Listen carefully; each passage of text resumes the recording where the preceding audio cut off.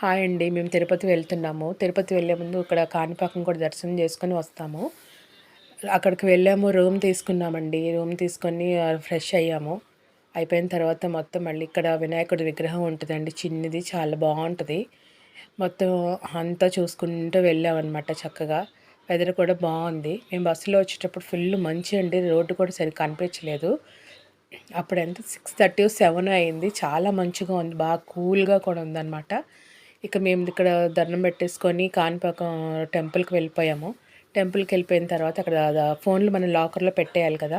లాకర్లో పెట్టేసి దర్శనం చేసుకొని మళ్ళీ దర్శనం అయిపోయిన తర్వాత ఫోన్స్ తీసుకున్నాం. మేము నిజరూప దర్శనానికి వెళ్ళామండి. For head 100 rupees. అన్ని దర్శనం అంతా అయిపోయిన తర్వాత ఫోన్ తీసుకొని కాసేపు కూర్చున్నాము. అక్కడ వీడియోస్ తీసుకున్నాం, ఫొటోస్ తీసుకున్నాము. రష్గానే ఉందండి. ఇది బయట కాబట్టి అంత కనిపించట్లే. లోపలైతే బాగున్నారు. ఇటు వచ్చేసిన తర్వాత కోనేరు దగ్గరికి వచ్చాం. కోనేరులో చూడండి వాటర్ ఎంత బాగున్నాయో.